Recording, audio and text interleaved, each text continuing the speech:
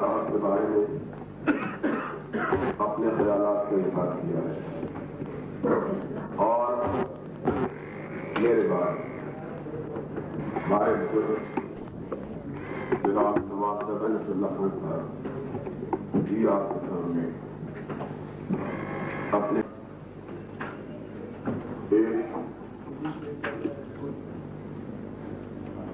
اور بزرگ شخصیت اور قابل احترام ہمارے دوست جناب پال صاحب بھی آپ کے سامنے اپنے خیالات کا اظہار کریں۔ مجھے آج بہت مدت کے بعد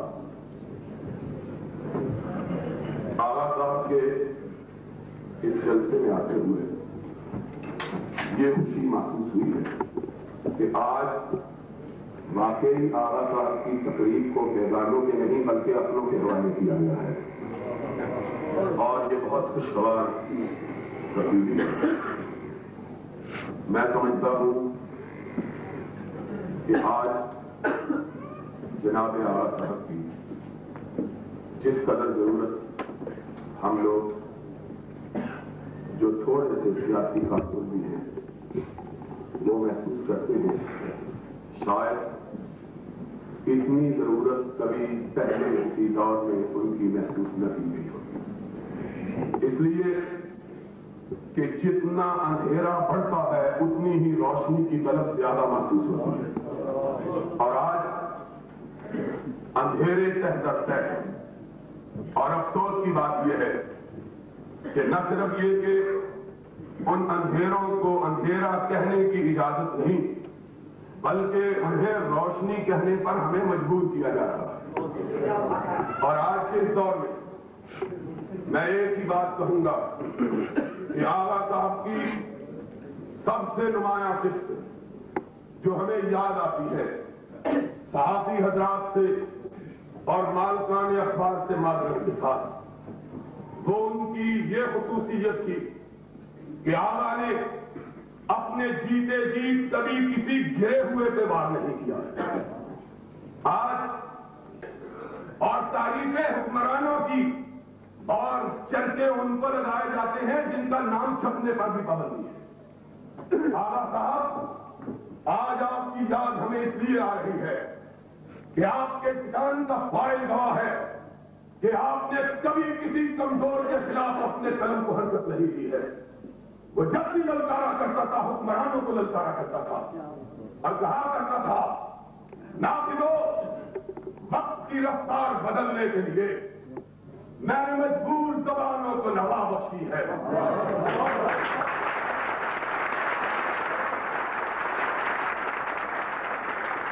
گناہوں کی رعونت کا اڑایا ہے مزاج، میں نے تاریخ کے چہرے پر ضیاء بخشی ہے۔ صحافی ہو وہ بھی صحافی تھا۔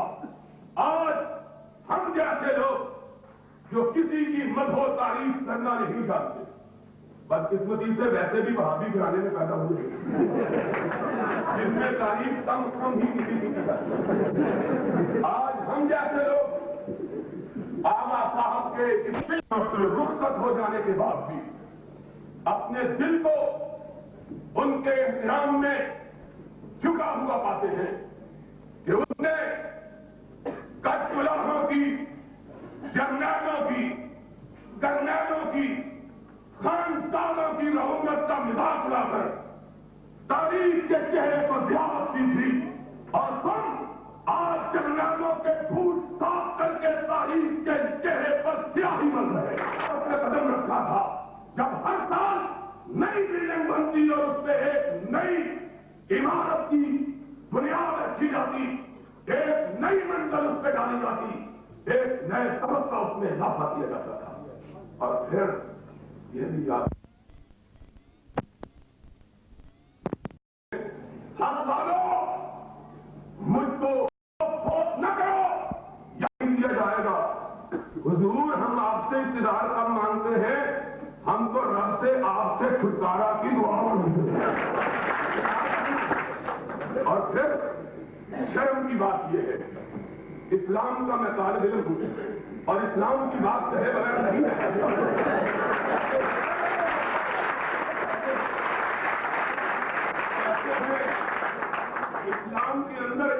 امیر بن جائے تو ہمارا محور زور اس بات پہ ہے کہ اسلام اگر اس ملک میں نافذ ہوگا، اگر نافذ ہوگا، 7 سال سے تو نافذ نہیں ہوا، جس سے ذکی الدین فال کو عدالت کا جو ہے وہ کرسی چھوڑنی پڑ گئی ہے اسلام کے بعد. اور میں بات کرے ممبر یہ کہتا ہوں، یہ شخص ہمارے خراج تحسین کا مستحق ہے.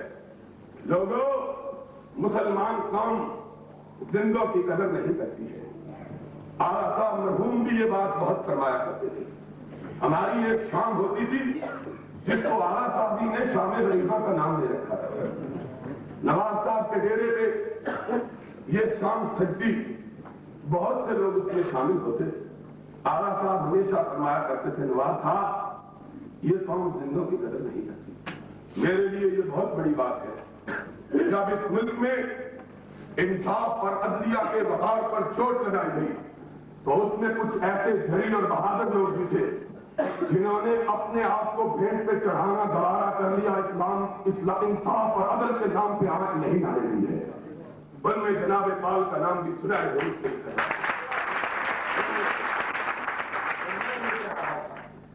آج یہ بات تو بہت کی جاتی ہے کہ اسلام کے اندر امیر کو ہٹایا نہیں جا سکتا.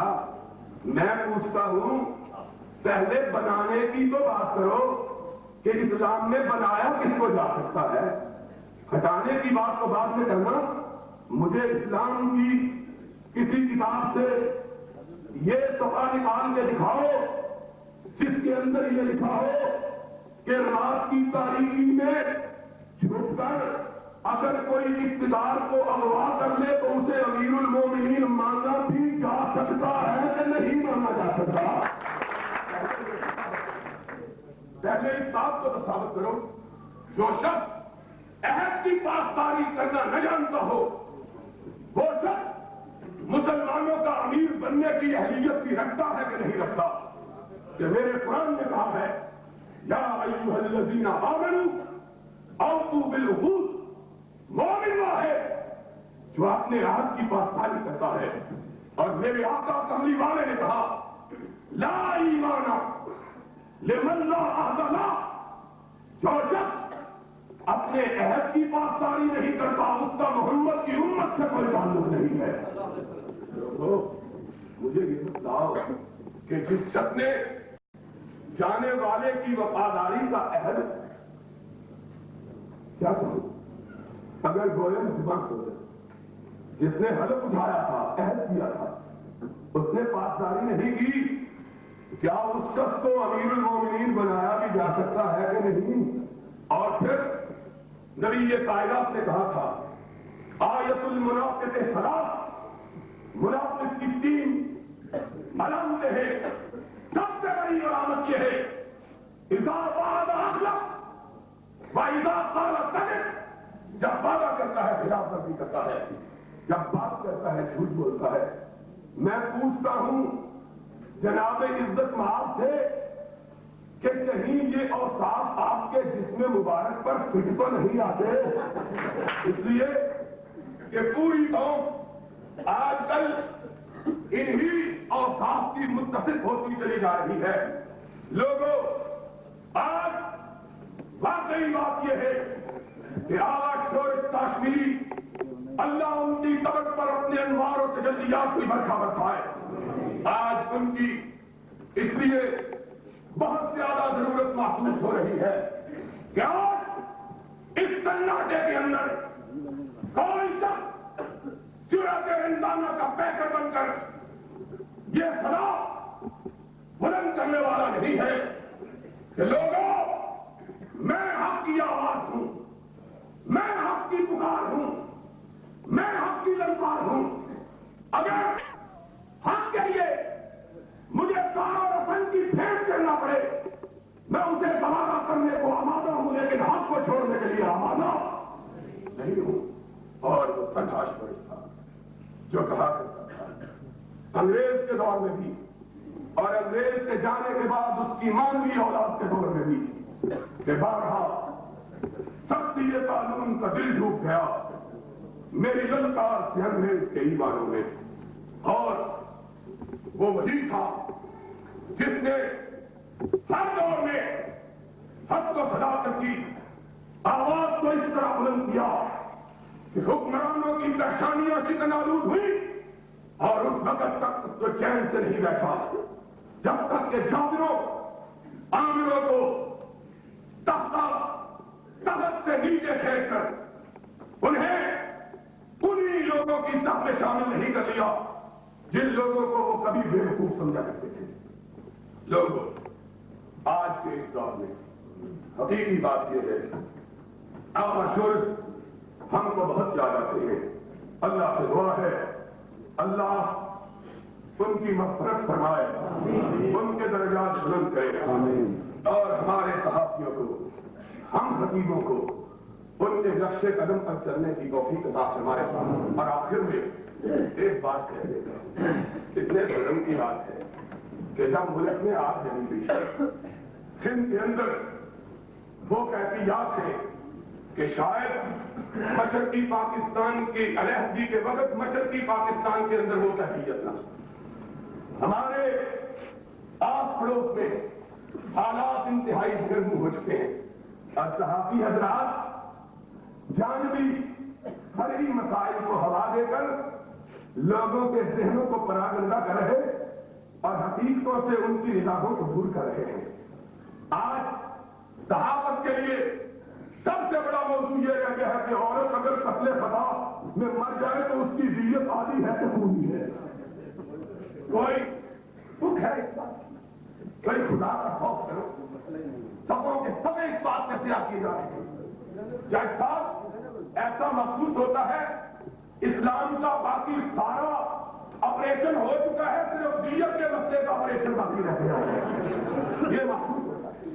اور اسلام بے گھر و بے بس 7 سال سے اسلام آباد کے حکمرانوں نے انہیں نالائق مستریوں کے حوالے کیا ہوا ہے کہ 7 سال ہوئے ہیں اس کی چولہے ٹھکنے میں نہیں آ رہی. پتا نہیں کب اسلام کی یہ عمارت بنے گی اور ایک ایسے وقت میں جب ملک کے اندر آگ لگی ہوئی ہے. سندھ کے اندر یہ کیفیت ہے کہ کوئی دن دہاڑے سفر نہیں کر سکتا اور اس صوبے کی خبریں پنجاب کے اندر نہیں کر سکتے.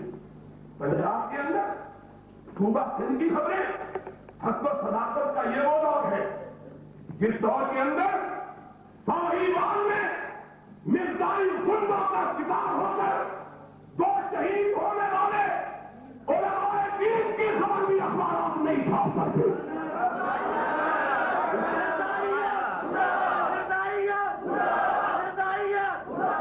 یہ ساحیوال 100 میل کے فاصلے پر واقع ہے. کسی اخبار کو ضرورت نہیں ہوتی کہ وہ سچی خبر چھاپے. ہم کو حق بات سے آگاہ کریں اور ہمیں کیا ہو گیا.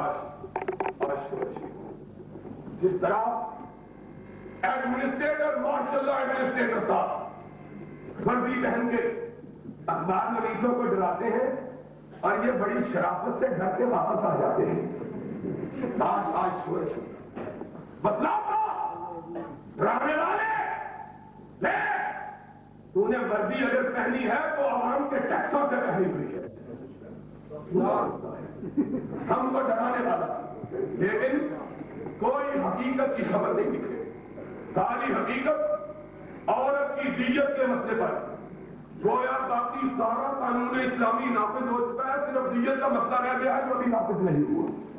حدود و تعزیرات 4 برس ہو گئے, اس کے نفاذ کا اعلان کیا گیا. آج تک کسی ایک شخص پر پاکستان کے اندر حدود و تعزیرات کا قانون لاگو. اس کی اہم بات دیت کے مسئلے پر اور علماء کرام ان پہ بھی قربان کہ ہمارے سامنے ہمارے ملک کے حقیقی حالات نہ ہمارے پیش نظر ہیں نہ ہم کو ان کی خبر ہے.